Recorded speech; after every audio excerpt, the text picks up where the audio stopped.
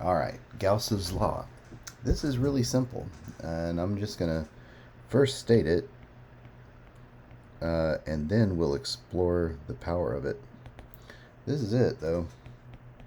The electric flux um, through a closed surface is equal to the charge enclosed divided by epsilon naught.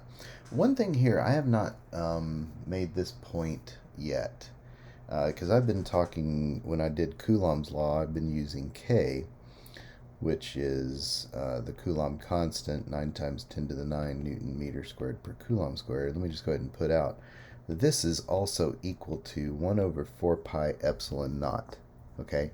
Where epsilon naught is the permittivity of free space, and it has the value of, 8.85 times 10 to the minus 12. And now the units I'm going to blank on. It's like Fermis per meter or something. I don't know, let's find out. What is epsilon naught? Maybe Siri will get that. Nope, she didn't. Hey Siri. Hey Siri. What is the permittivity of free space? Which, by the way, is what epsilon naught is. Permittivity of free... Okay, she's defining it for me. Chegg.com. That's the last thing we need. The value of it. Okay. Fermis per meter. That's what I was trying to remember. We'll come back to that, because one of the things that I think is very useful in all of these things that we're going to be talking about is to be very adept with the units and be able to take them back to fundamental units. So we're not quite ready to do that. I said Fermis, didn't I? Farads per meter. Farads per meter. But that's a unit of capacitance, which we haven't quite gotten to yet. But we'll come back to it very shortly. Okay, but this is it. This is the whole thing. This is Gauss's law, and it's so powerful. It allows you to calculate electric fields in many, many circumstances. So let's just take a very simple example, all right, which is an isolated point charge, because we already know the electric field from an isolated point charge Q at some distance away from the point charge.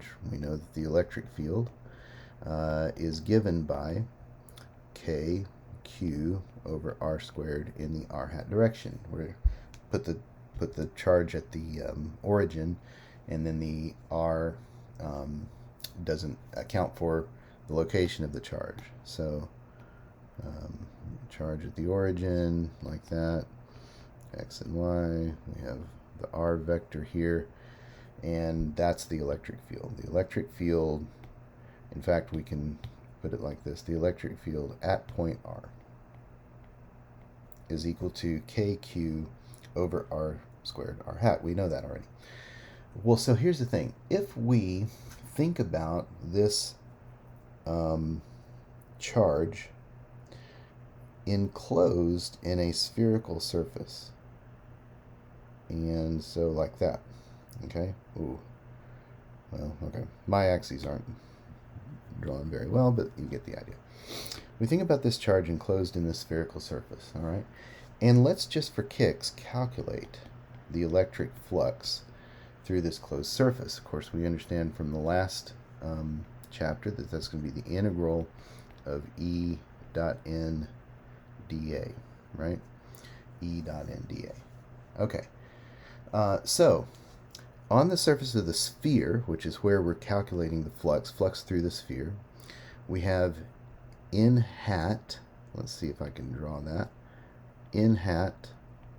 I'd had to draw it a little bit off, but it's actually in the same direction. N hat is equal to r hat. And so we would have E dot n hat is equal to KQ over r squared r hat dot r hat. And so that's just KQ over r squared, just like that. Okay? And so we would say the electric flux is equal to the integral, closed surface integral, of kq over r squared dA. Notice that the n hat accounted for all of that stuff. All right, now, closed surface integral over a sphere. All right, we know how to do that. First of all, the kq over r squared, that r is constant on the surface of the sphere. And so I can take all those terms out of the integration, and dA on the surface of the sphere is going to be r squared sine theta d theta d phi, because I'm integrating on the sphere around theta. Let's see if I can figure out how to draw something like this. You know, an arbitrary point on the surface of the sphere here would be characterized in terms of this angle here, theta. Actually, if we want to do it consistent with other things, theta, where theta varies from 0 to pi, and then phi from the x-axis, which will vary from 0 to 2 pi. And so that surface integral ends up being r squared sine theta d theta d phi. And this r, those two r's are the same. It's the surface area of this sphere. I'm changing it to big R because when we have, we're not talking about a variable r. We're talking about a set sphere with a radius. So anyway, kq, the r squared also comes out of the integration. The surface integral is a variable integral that goes from 0, theta equals 0 to pi, and phi equals 0 to 2 pi. And then it's sine theta d theta d phi. So, well, those are really pretty easy to do. And in fact, what you get here is the phi integral gives you just 2 pi, kq, and then it's the integral from 0 to pi of sine theta d theta, which just gets you another factor of 2, 4 pi kq. Okay? So this gives you that the electric flux is equal to 4 pi kq. All right? And if I take my, what I said earlier is k, which is 1 over 4 pi epsilon naught, then 4 pi times k is just q over epsilon naught. And so that shows Gauss's law, that the electric flux, by calculating the electric flux, I find that it's equal to the charge that's enclosed in the sphere divided by the permittivity of free space. And so the power of Gauss's law is that this is true no matter what surface I use, and no matter what charge distribution I use. So if I can find a situation where I can calculate the electric flux from a distribution of charges, then I can say definitively that that electric flux is equal to the charge enclosed divided by the permittivity of free space. And so the when this is useful is when you have some kind of symmetry in a problem. If you have symmetry, then you can easily calculate the flux. Usually you can easily calculate the flux. So you look for a problem with spatial symmetry, choose a Gaussian surface, identify what E dot n hat is, then you evaluate the integral E dot n hat dA. A lot of times you don't know the electric field and you're leaving that as a variable in that calculation. But what you do know is the charge enclosed. And so if you can say the integral of E dot n hat dA, and sometimes the E will come outside the integral, which you can argue by symmetry. And if that's true, it did in this case, for instance, our E dot n hat, C was equal to kq over r squared. Well, that came out of the integral. And so all we had to do then was evaluate this surface integral. But that might allow us to calculate what the electric field is from a distribution of charges. And so we determine then the amount of charge enclosed by the Gaussian surface, and we evaluate the electric field of the charge distribution. So those are all steps in the problem-solving strategy in section 6.3. So let's do something like, let's do an example, okay? So example 6.6. This is a good example. I guess I could do one other example, which would be to enclose multiple charges in a surface and work that out. But I think I'll just leave that for you guys to do. I believe there's something like that in your homework. But let's go to example 6.6.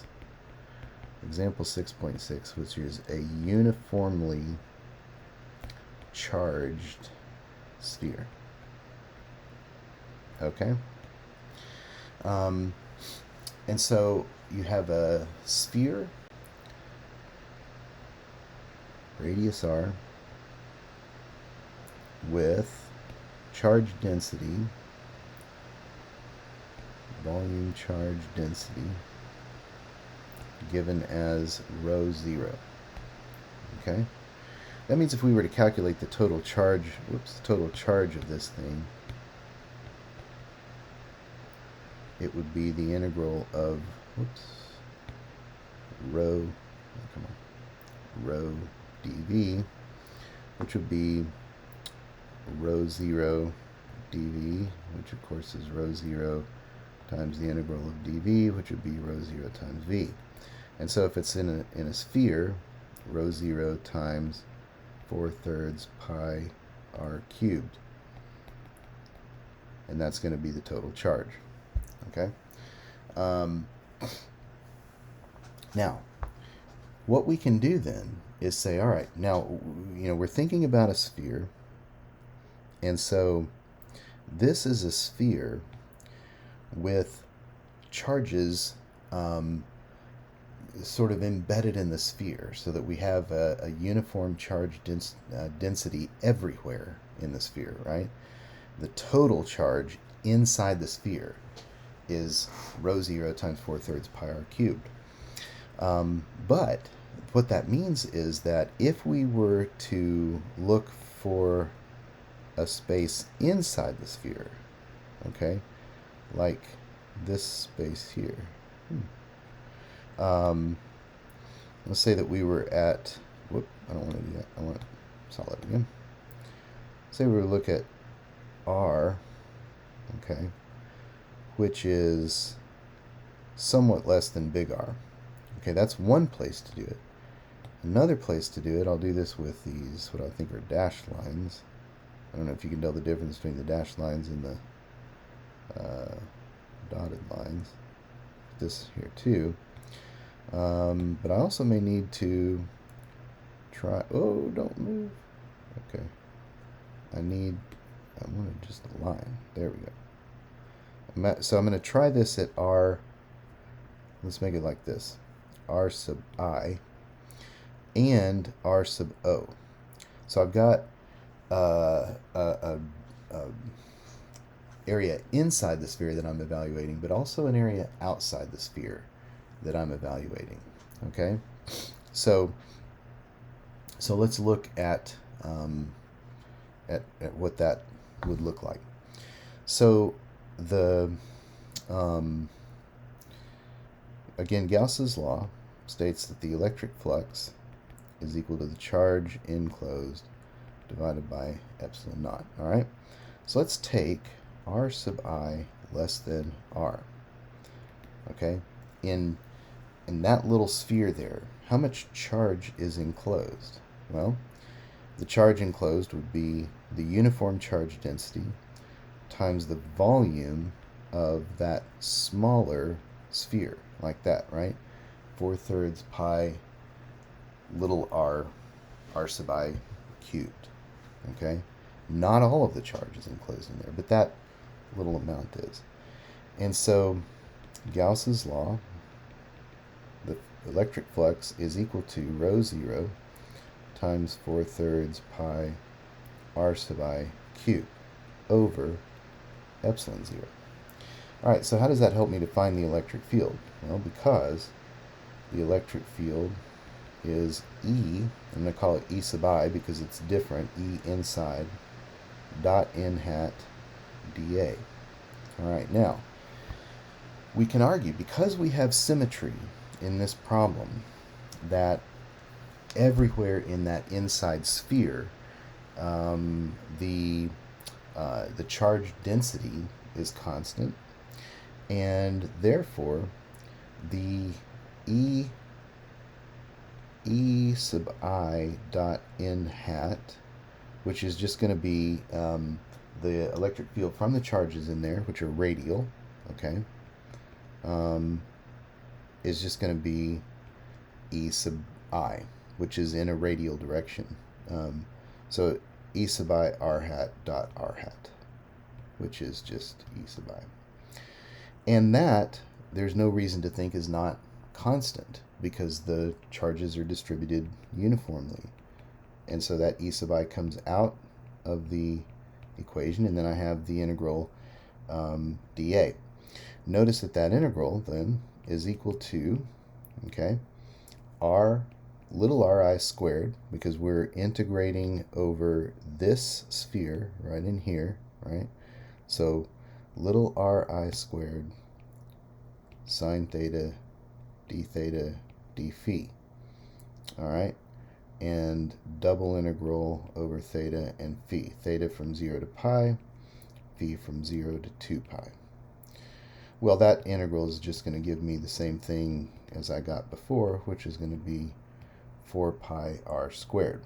But now I've got something really good, because if I look at that, what this tells me, I'm just going to rewrite this, E sub I times 4 pi r I squared equals rho 0 over epsilon 0 times 4/3 pi r I cubed. All of that from Gauss's law. The electric flux is equal to the charge enclosed. The 4 pi appears on both sides. This ri squared appears there, except I've got one ri left over, and look what I've got. E sub I is equal to rho 0 over 3 epsilon naught ri. And so that gives me the electric field. I noticed before that it's got spherical symmetry, so the electric field inside the sphere is given by rho over 3 epsilon naught ri in the ri direction. That means that it basically increases with radius. Now, and that's true as long as ri is less than the big R, the R of the sphere with the charge distribution. But that's not true outside the sphere, right?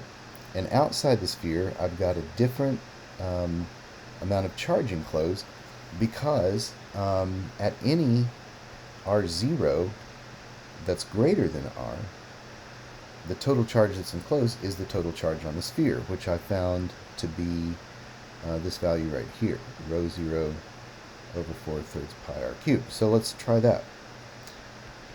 Outside the sphere, the electric flux is equal to the charge enclosed divided by epsilon naught, but the charge enclosed was this total charge, because it's the entire sphere that's in there, rho 0,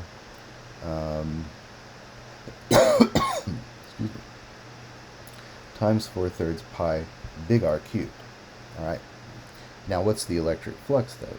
Well, the electric flux is E dot n hat dA.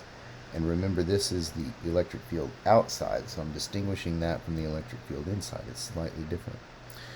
But I have the same symmetry arguments, that E0 is going to be equal to E0 in the r hat direction, okay? And so E0 dot n hat will still be E0 r hat dot r hat, which is just E0. And that also can come out of the integral. So E0 integral dA. Well, the dA here is the dA of this big sphere, which is where I'm evaluating the electric flux. In other words, the electric flux lines on that outer sphere that encloses the charged sphere. That's where I'm evaluating the electric flux. And so what I've got is E0 integral. Now this R here is going to be the R0. It's the outer sphere radius. And again, sine theta d theta d phi. So I'm integrating again, theta equals 0 to pi, phi equals 0 to 2 pi. And so what I get here is E0 R0 squared, and then that integral again gives me the value of 4 pi if I go through the phi, d, the theta, and the phi integration. And just bringing down what the total charge, oops, I missed the epsilon naught. Total charge enclosed is rho 0 over epsilon naught 4/3 pi big R cubed. So let's see what we can eliminate here. The 4 pi goes away again. Here's what I've got. E0 equals, notice that I can't cancel out the R's because they're different R's. And so what I've got is rho 0 over epsilon naught over 3 epsilon naught. And then I've got big R cubed over R0 squared. And so what this tells me is that the electric field outside the sphere is equal to rho 0 over 3 epsilon naught R cubed, and then 1 over R0 squared. And of course, if I let that just be an arbitrary R0, that's going to fall off as, whoops, 1 over R squared. So it's going to look kind of like this outside the sphere. So for R less than R, for R greater than R. This is what the size of the electric field looks like. So the electric field due to uniform charge density, that is that we have, I don't know how to draw this, but we have uniform charges all throughout here. Yeah, that's a terrible way of doing it. I guess I should have shaded that somehow. I don't know. Uniform charge density in here. Okay? It increases linearly as you go out toward the surface, and then once you get outside the surface, the electric field drops off as 1 over R squared. So this would be the way that we would finally state this problem. The electric field at R is equal to rho over 3 epsilon naught. Let's see, what do we have? R, for R less than big R, and rho R cubed over 3 epsilon naught, that's rho 0, 1 over R squared for R greater than R. And that would be our solution. Incidentally, if we have R equals R, then the top solution would give us rho over 3 epsilon naught times R, and the bottom solution would give us rho R cubed over 3 epsilon naught R squared, which is also rho 0 R over 3 epsilon naught. So the two solutions agree whenever the radius is equal to the radius of the sphere. And that's kind of the way that you can apply Gauss's law. They've got some other examples in section 6.3. A non-uniformly charged sphere, that's where rho is actually a function of R, and that makes it a little bit more interesting. Here, come up with some interesting things. They've got some cylindrical symmetry in there, so places where dA is going to be a little bit different. That's good to look at. A uniformly charged cylindrical shell. Maybe it's not too much of a stretch, especially if you're a double E major, which I think Matt is, to think about how this could be a good way to solve for a coaxial cable, which we'll see some more of that. the pretty near future. But this shows you how to do Gauss's law. The last section of chapter 6 has to do with conductors in static equilibrium, and this is more about this is more conceptual than it is mathematical. So it's probably and I don't we maybe we'll go over it in class, but I think reading through that section may give you a pretty good feel for what they're trying to get across. The gist of it is this, and I think I can kind of sum it up like this. If you place charges in a conducting medium, okay, and we have to distinguish between conductors and insulators. Conductors allow charges to move, insulators keep charges in place. So for instance, if we had a uniformly charged sphere, that thing is an insulator.